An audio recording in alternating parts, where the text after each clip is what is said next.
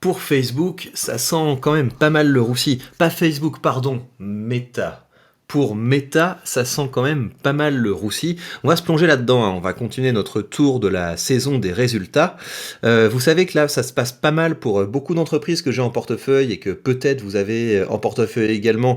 Je vous le souhaite. Je vous souhaite que ça se passe bien également pour vous. Alors, on va se plonger dans cette nouvelle. C'est ici.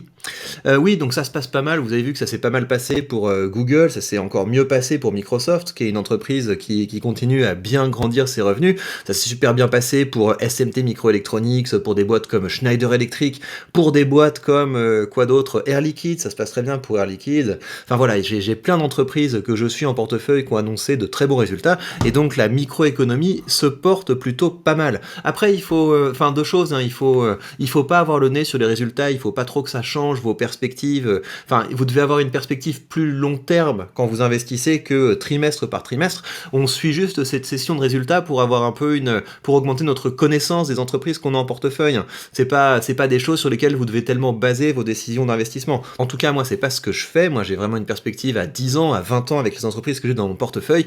Mais l'autre chose, c'est que c'est probable que le deuxième semestre soit un petit peu plus craignos que le premier. Pas forcément au niveau de la bourse, hein, parce que la bourse a toujours un temps de décalage par rapport aux fondamentaux des entreprises, parce que si vous voulez, la bourse c'est une machine qui a les yeux tournés vers le futur, donc c'est pas forcément corrélé, si vous voulez, la macroéconomie, la microéconomie avec les résultats de la bourse. Les investisseurs sont des gens qui regardent également le long terme, et en général les mauvaises nouvelles sont déjà inclus dans les prix des actions que vous voyez aujourd'hui. Mais donc c'est possible que l'inflation se fasse vraiment sentir pour les entreprises au second semestre, avec si vous voulez, avec une difficulté de répercuter les coûts sur les consommateurs, des consommateurs qui commencent à arrêter leurs dépenses, un petit peu ce qu'on a vu avec Walmart. Vous voyez, on a regardé les résultats de Walmart, où Walmart a du mal à faire des marges, parce que les gens mettent tout leur argent dans les produits de première nécessité, et peuvent plus acheter les produits sur lesquels il y a des marges, à savoir les habits, l'électroménager, ce genre de choses. Donc c'est possible que beaucoup d'entreprises qui annoncent de bons résultats cette fois, au second semestre, soient un petit peu plus difficiles, même si même au niveau des guidances, on appelle ça les guidances, au niveau des annonces que les entreprises font pour la suite, il y a des choses qui sont optimistes. Mais dans tout ce concert de plutôt bonnes nouvelles, Meta, ça craint assez, parce que Meta, comme vous le voyez, voit son chiffre d'affaires baisser pour la première fois de son histoire.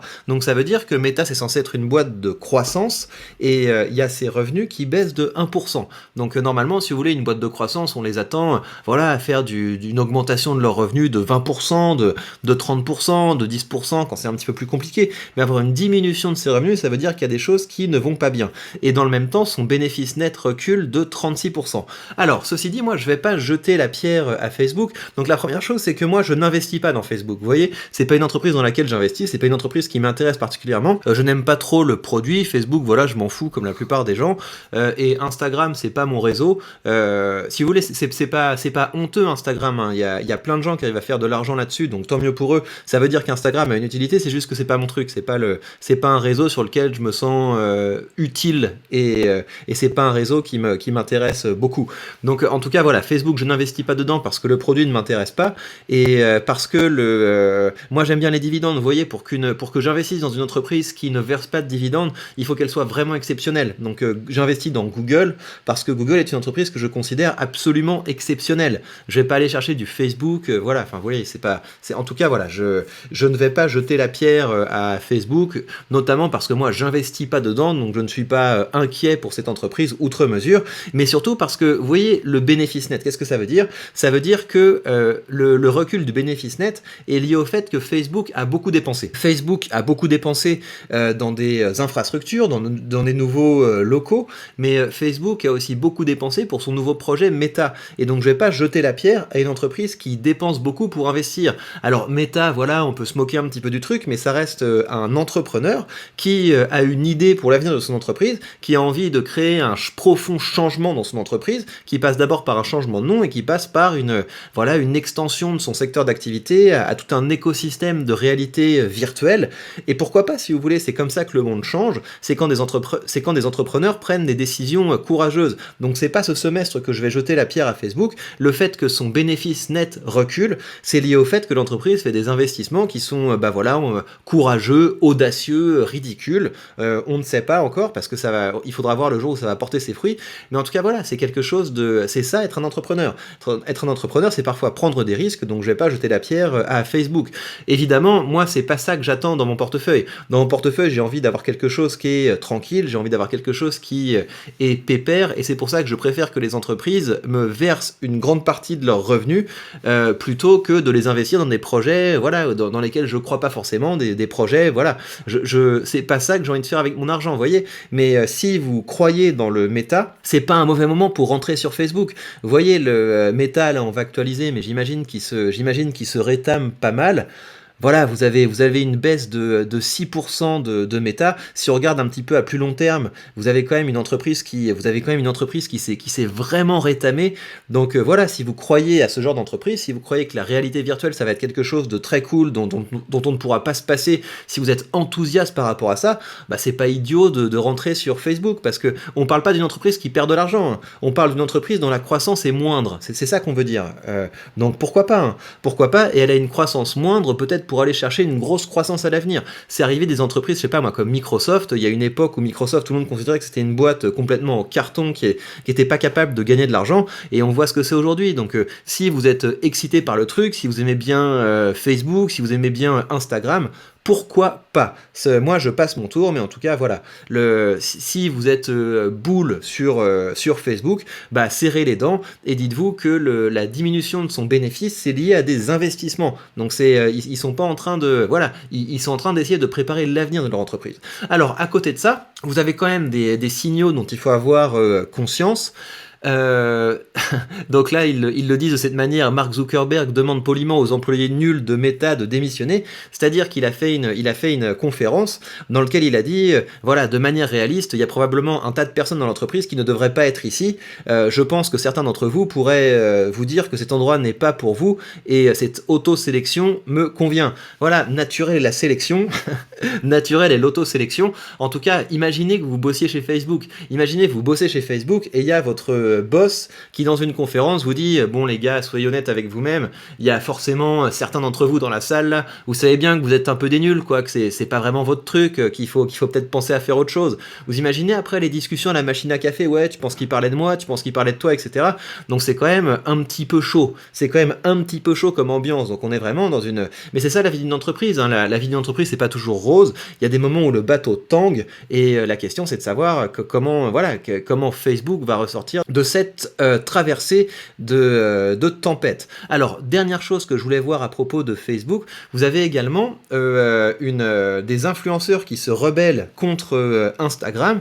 Vous avez une pétition qui a été partagée par des gens très importants. Je crois que Cristiano Ronaldo l'a partagée. Une pétition pour que Instagram reste Instagram. Qu'est-ce que ça veut dire? Ça veut dire que le réseau, si vous voulez, sur lequel tout le monde a les yeux rivés, c'est TikTok à l'heure actuelle, et Instagram a changé son algorithme, a changé la manière dont fonctionne son application pour mettre en avant les Reels, donc pour pousser plus le format de type TikTok.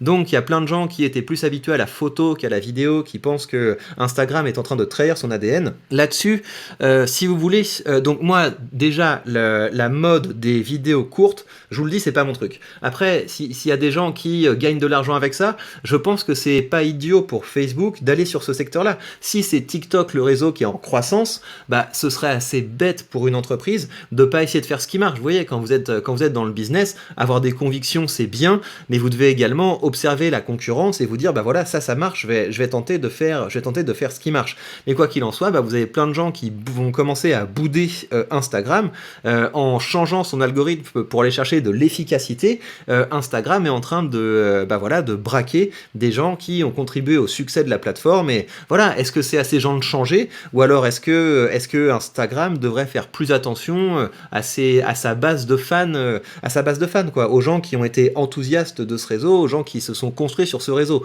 Donc vous avez également des réticences au réseau, et il faut voir comment ça va donner. Est-ce que Instagram, en devenant un peu plus comme TikTok, va parvenir à acquérir de la croissance, ou au contraire, est-ce que Instagram va devenir une pâle copie de TikTok, risque de perdre sa crédibilité et ses abonnés. Donc voilà. voilà, moi vous savez que c'est pas quelque chose qui me passionne. J'ai vu que YouTube, vous savez, c'est pour ça que j'ai commencé à faire également des formats short. YouTube pousse les formats courts. Donc vous voyez des choses comme ça. Des choses comme ça, des espèces de petits bonds dans les analytics,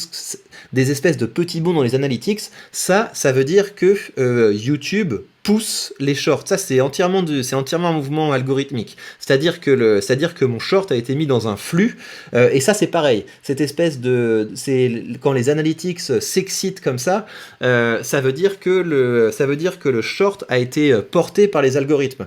Donc, j'ai testé un petit peu pour voir comment ça marche, parce que j'aime bien, vous savez, moi, j'aime bien tester les choses, j'aime bien connaître un petit peu les choses avant d'en parler. Mais ce que je vous dis, c'est que cette tendance, c'est pas tellement pour moi. Moi, voilà, ça m'amuse, si vous voulez, de vous faire des petits shorts pour vous parler de mon portefeuille, mais en fait, là, concrètement, ce que fait YouTube, c'est qu'il essaie de m'envoyer un signal, c'est qu'il est en train de me dire, vas-y, regarde, c'est trop cool, tu vas faire des shorts, etc. En fait, il essaie de me donner de la dopamine. Il essaie de me donner de la dopamine en me disant, regarde, il y a plein de gens qui vont regarder, c'est là qu'il faut être, etc. Ce que YouTube ne sait pas, c'est que moi, je ne cours pas après les vues. Moi, ce qui m'intéresse, c'est la thune. Moi, ce que je cherche, ce sont les grosses thunes. Et donc, je sais qu'il y a plein de gens un petit peu superficiels qu'on peut acheter avec des vues en leur disant regarde, les gens te voient, etc. Ton statut social augmente, etc. Moi, j'en ai absolument rien à carrer. Moi, je veux des thunes. Moi, je me bats pour les thunes parce que c'est avec les thunes qu'on change le monde. C'est avec les thunes qu'on devient puissant. C'est pas en faisant des vues. Il y a plein d'influenceurs qui sont complètement claqués au sol, qui gagnent pas d'argent, mais qui, voilà, ils font plein de reels, ils font plein de TikTok, voilà, parce que c'est là qu'il faut être, etc. Mais où est l'argent? Donc, si je vois qu'il y a un moyen de faire des grosses thunes avec les shorts sur YouTube, c'est peut-être un format que je vais creuser, mais sinon, non, les gars, vous allez pas m'avoir avec ça. Vous allez m'avoir en me donnant des grosses thunes, vous allez pas m'avoir en me faisant, en poussant mes vidéos avec des vues. D'autant plus que, et là on parle plus d'éthique que d'efficacité, je trouve que les formats short, c'est pas tellement des formats qui apportent de la valeur. Soyons sérieux. Je sais que c'est pas la fonction d'apporter de la valeur, la fonction c'est de se faire voir, mais quand même, quoi, cette tendance à réduire le temps de visionnage, cette tendance à faire des choses complètement hystériques, il faut que ça clignote, etc. Voilà quoi, j'en ferai un petit peu, mais c'est pas ça qui m'intéresse. Moi, ce qui m'intéresse, c'est des vidéos comme celle-là où on prend le temps, on se pose, on va un petit peu au fond des choses. C'est ça qui est utile, vous voyez. Et à un moment, il faut faire des choses utiles. Et donc, c'est pour ça que j'ai envie de me battre. J'ai envie de concilier efficacité et utilité.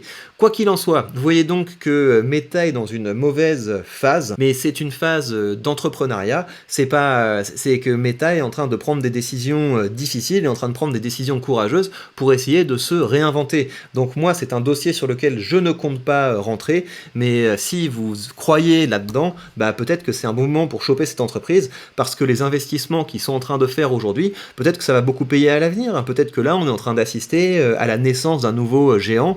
Je n'en sais rien, c'est à vous de prendre vos décisions. En tout cas, vous savez que les revenus de l'entreprise stagnent, que son bénéfice recule fortement, et que ce recul fort, c'est lié à des investissements pour créer leur entreprise future. Finalement, si je passe mon tour sur Facebook, c'est aussi parce que j'ai un style d'investissement qui est bien particulier. Si vous suivez cette chaîne depuis un moment, vous le savez. Moi, ce qui m'intéresse, c'est ça. Moi, ce qui m'intéresse, c'est d'investir dans des entreprises qui me permettent d'avoir un revenu passif qui grandit. Sur ce trimestre, j'ai un revenu passif qui est au-dessus de 200 €. Donc ça commence à être intéressant. Et moi, mon objectif, c'est que ça grandisse, que peut-être cette année, peut-être l'année prochaine, je dépasse les 400 € de revenus passifs, 500 €, 600 €. J'espère que d'ici 5 ans, j'atteindrai les 1000 € de revenus passifs. Et puis comme ça, progressivement, ça va monter de plus en plus vite à mesure que j'investis, à mesure que les entreprises augmentent leurs dividendes, à mesure que je réinvestis les dividendes, on va avoir quelque chose qui accélère. Vous voyez, ça, c'est une belle courbe. Ça ressemble à une entreprise dans laquelle j'aurais envie d'investir.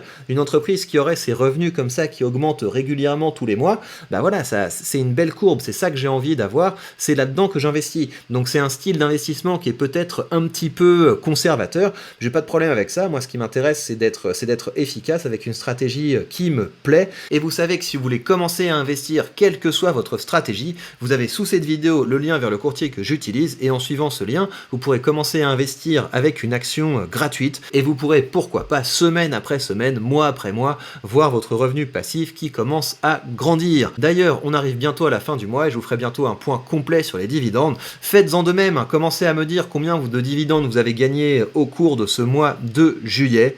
et je vous dis à très bientôt pour de nouvelles news.